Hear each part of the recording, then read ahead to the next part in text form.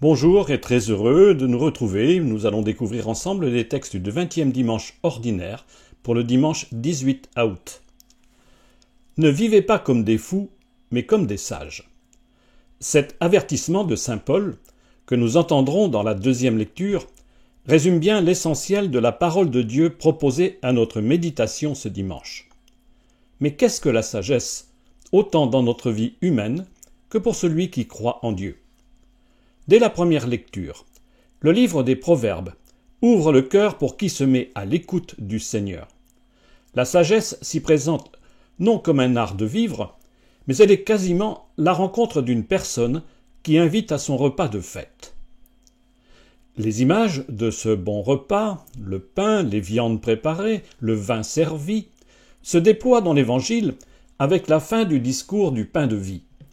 Les paroles de Jésus suscitent l'émoi des auditeurs.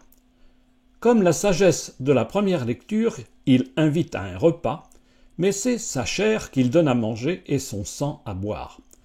Ce réalisme, qui nous parle bien sûr du repas eucharistique, demande à être saisi dans la vérité paradoxale de la foi. C'est bien par sa chair livrée et par son sang versé que le Christ sauve. Pour approfondir encore le paradoxe de la foi des chrétiens, voilà que saint Paul exhorte les croyants à éviter l'ivresse de fêtes trop humaines pour vivre une autre forme d'ivresse, celle que procure l'Esprit Saint dans la prière et la louange du Seigneur. Mettons-nous donc à l'écoute de la parole de Dieu pour nous préparer à son repas de fête et commençons par la première lecture.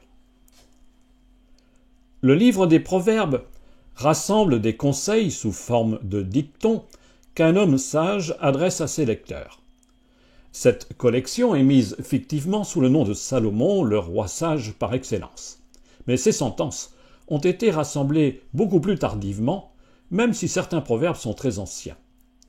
Au fil des pages, la sagesse, avec un S majuscule, devient presque une personne si proche de Dieu qu'elle est présente auprès de lui depuis les origines.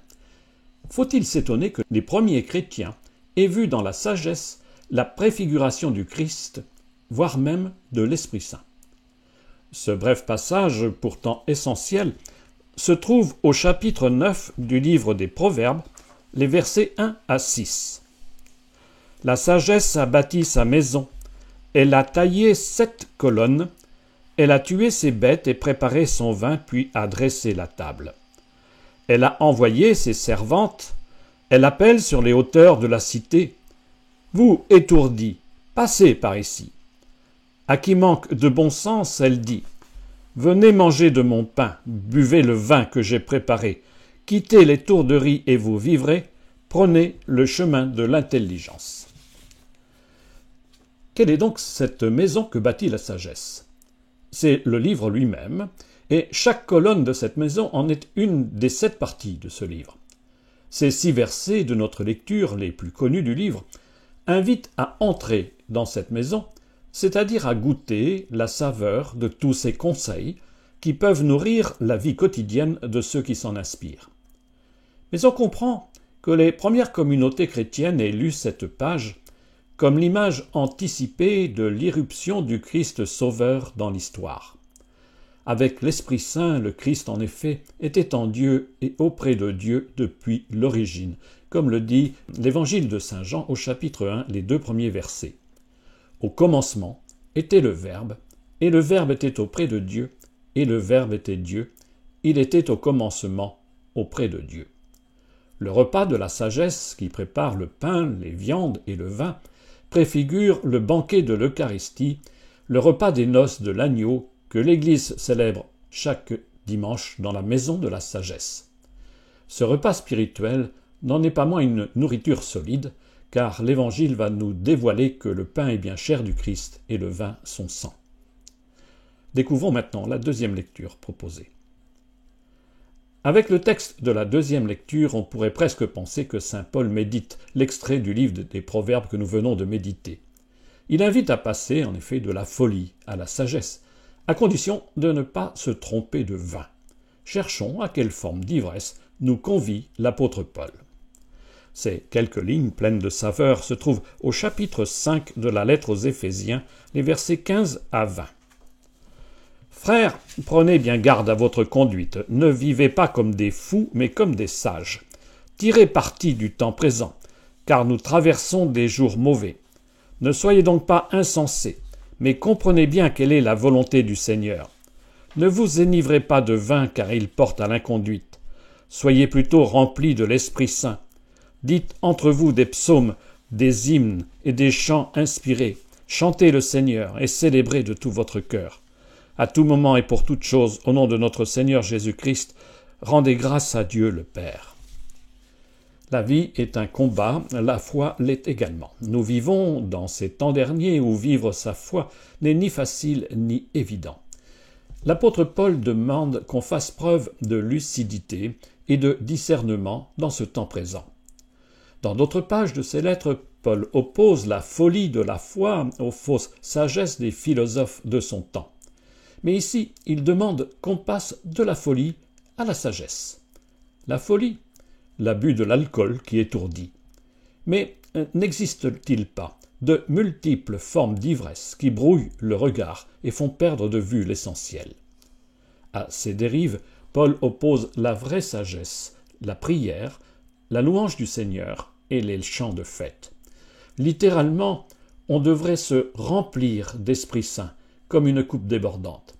Saint Luc, qui fut un disciple très proche de Paul, fait dire à Jésus un même message qui invite à la vigilance dans la prière. Tenez-vous sur vos gardes, de crainte que votre cœur ne s'alourdisse dans les beuveries, l'ivresse et les soucis de la vie, et que ce jour-là ne tombe sur vous à l'improviste. Restez éveillés et priez en tout temps. Chapitre 21 de Luc, versets 34 et 36. Découvrons maintenant l'évangile que nous allons méditer ce dimanche. Même si une semaine plus tard, donc le dimanche 25 août, nous lirons encore la suite de l'évangile de Saint Jean avant de retrouver Saint Marc, le discours du pain de vie trouve sa conclusion ce dimanche. Le verset 59, que nous n'entendrons pas à la messe, annonce la fin des paroles de Jésus dans la synagogue de Capharnaüm. C'est donc le sommet de cette longue méditation qui nous est proposée. Les paroles de Jésus qui invitent à manger sa chair et à boire son sang deviennent si réalistes qu'elles vont provoquer la rupture avec la plupart des disciples. Il est donc essentiel d'en bien saisir le sens. La conclusion du chapitre 6 de l'évangile de Jean va du verset 51 au verset 58. En ce temps-là, Jésus disait à la foule : « Moi, je suis le pain vivant qui est descendu du ciel. Si quelqu'un mange de ce pain, il vivra éternellement. Le pain que je donnerai, c'est ma chair donnée pour la vie du monde. » Les Juifs se querellaient entre eux. Comment celui-là peut-il nous donner sa chair à manger? Jésus leur dit alors : « Amen, amen, je vous le dis, si vous ne mangez pas la chair du Fils de l'homme, et si vous ne buvez pas son sang, vous n'avez pas la vie en vous.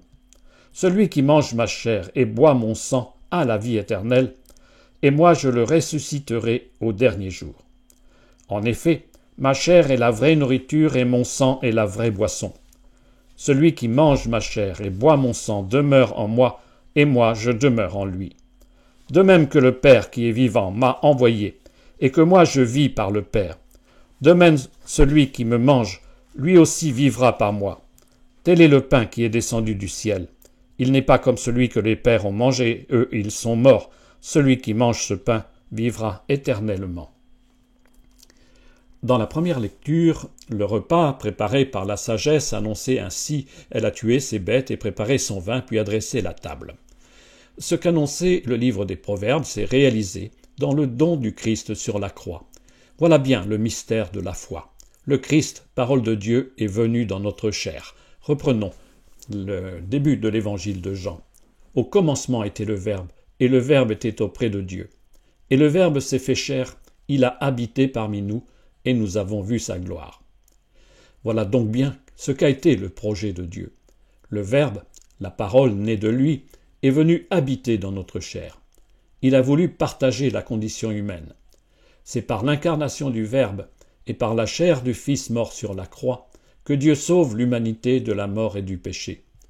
Selon l'image si présente et si forte dans l'évangile de Jean, le Christ est l'agneau de Dieu dont le sacrifice sur la croix abolit toute autre forme de sacrifice.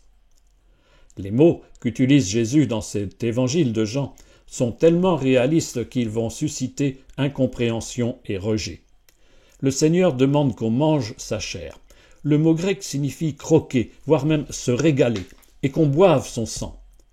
Quelques années plus tard, dans les premières communautés chrétiennes, certains niaient la divinité de Jésus et la réalité de son incarnation. Ils ne voyaient alors dans la célébration de l'Eucharistie qu'un repas symbolique. Cette double négation ne court-elle pas encore aujourd'hui? Par le réalisme des mots, l'évangile de Jean réaffirme la vérité de l'irruption de Dieu dans la vie des humains. La fin du discours affirme aussi le lien charnel entre l'incarnation et la célébration des sacrements, de l'Eucharistie en premier lieu. Quand nous mangeons le pain de vie, c'est bien l'être du Seigneur qui se donne à nous. Quand nous buvons son sang, c'est bien sa vie donnée sur la croix qui continue de sceller par sa mort la nouvelle alliance entre Dieu et nous.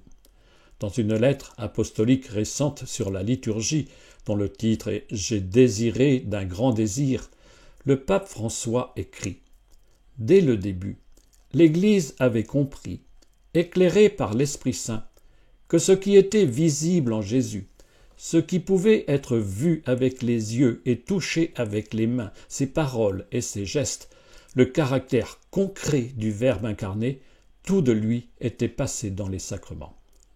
Le repas que nous partageons chaque dimanche n'est pas un repas ordinaire.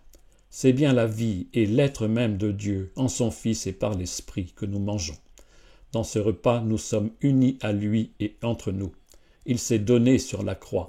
Il continue chaque dimanche de se donner sur l'autel d'un unique sacrifice, vécu par lui hier dans sa mort sur la croix, renouvelé aujourd'hui dans la liturgie, et source de vie éternelle pour demain. Bon dimanche.